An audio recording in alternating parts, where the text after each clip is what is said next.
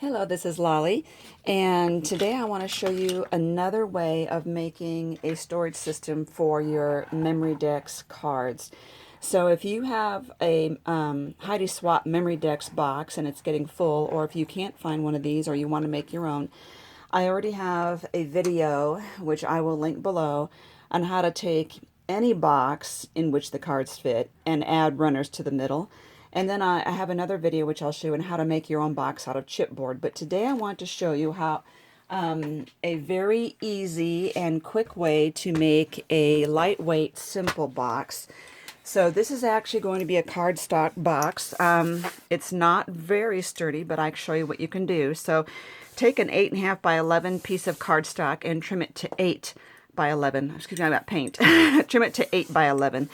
And you'll want to score 1¼ inch in on every way. So 1¼ inch, that 1¾ I'm sorry, 1¾ in, and then 1¾ this way, which makes it 6¼ Rotate it and do the same thing. 1¾ this way, and 1¾ in, which makes it 9¼ There you go. Let's get this off of here. And so what you have now is these squares in the corners, and you can cut a line this way or this way. It's up to you. I think I did it this way the first time, but now I've changed my mind and I want to cut on that line this way, just to the end of the score, like that and like this, and the same thing here. So I'm coming in on the short end. Okay, put that aside, flip it over, and all I need to do is give this a nice crease here on all of these. Now this is really cute with patterned paper and cardstock, excuse me, and especially if it's double-sided. That would be so pretty. Now this, like I said, is super quick. And let me get a couple clamps here. I'm the clamp queen. Okay. All we're going to do is take these ones and put them to the inside, okay, and glue them right there. If you notice it's not laying flat or lying flat, you can just trim off a little piece that's sticking out.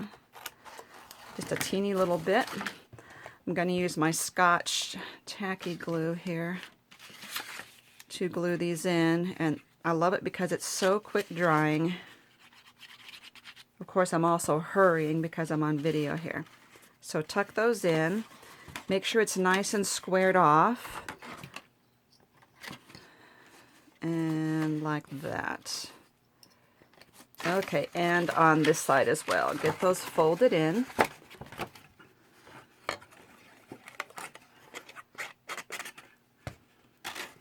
And make sure they're all square, clamp, and clamp.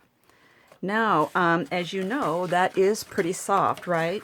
There are a couple things you could do to give it a little extra firmness, but you will notice that once you start getting cards in, it also helps to give it some firmness to it.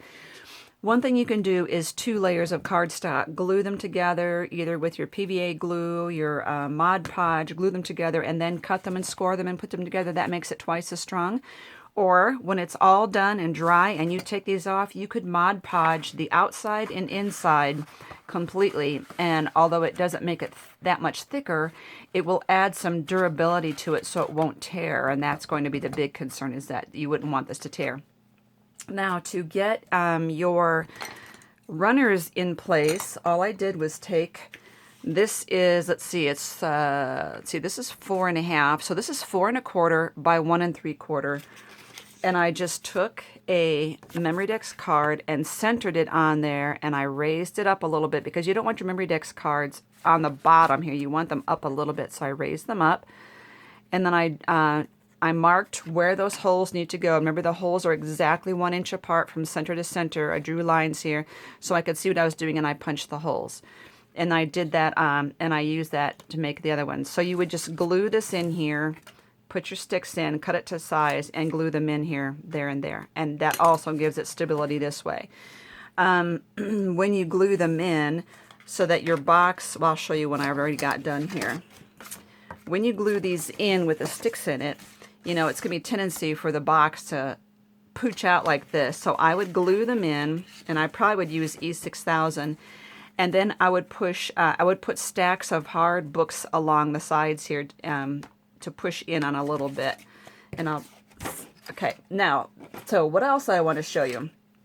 With that same principle and the same measurements, I took a plastic placemat from the dollar store, and I did the same thing. I cut it in 8 by 11. I scored it in 1 3/4, 1 3/4, 1 3/4, 1 3/4. And I will tell you on this, the easiest thing to do is to score it down and fold this way on the score. On paper, when you score down, you fold out, but on this, it's easier this way.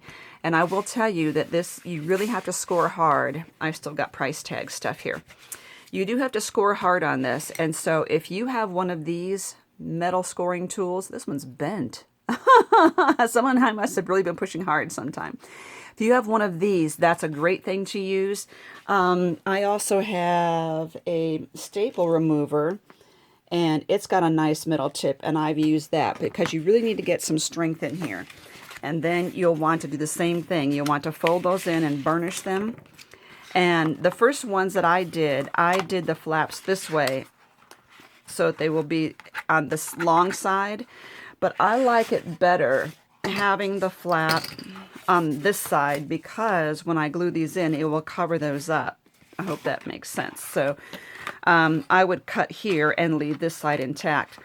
So on these, obviously, this is plastic, and your PVA glue and your paper glue is not going to be sticking to it. So hold on just a second. Okay, had to get my E6000. So we're going to be a little more careful with this and really glue this well. You can use the E6000. We know that that's a good permanent glue. I'm really going to square that off well and bind that. Now, the thing to remember is that you're going to have to leave this alone for quite a while. So I wouldn't be taking these clips off in 10 minutes. I would make sure that they are nice and held. They tend to, you can usually mess with it like within 20 minutes, but it takes about 24 to get a nice permanent hold.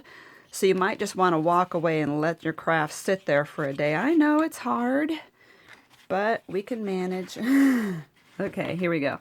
So in, and I thought I got, oh, here's more clips. And in, and making sure it's squared off and flip. So, there we go. Let me close this up.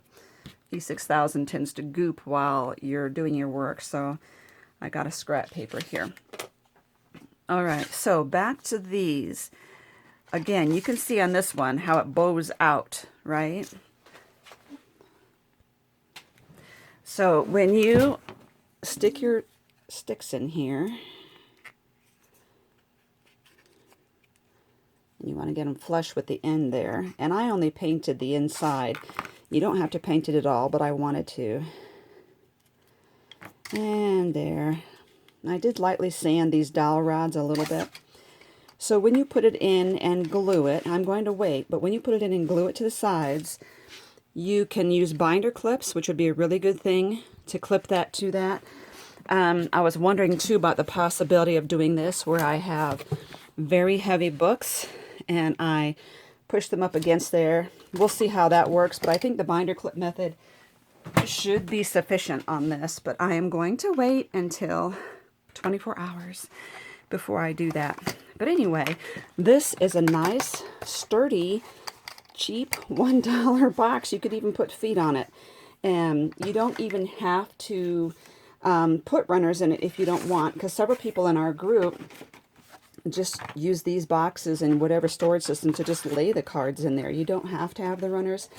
So there's many options, and I hope that helps and gives you some more ideas and things you can use to store your Memory Dex cards. And I will give you all the links below to the things that I mentioned, ways of altering a box, way of making a chipboard box, and I'll also give you a link to the Facebook group that we have called Memory Dex Swaps. Thank you so much for watching.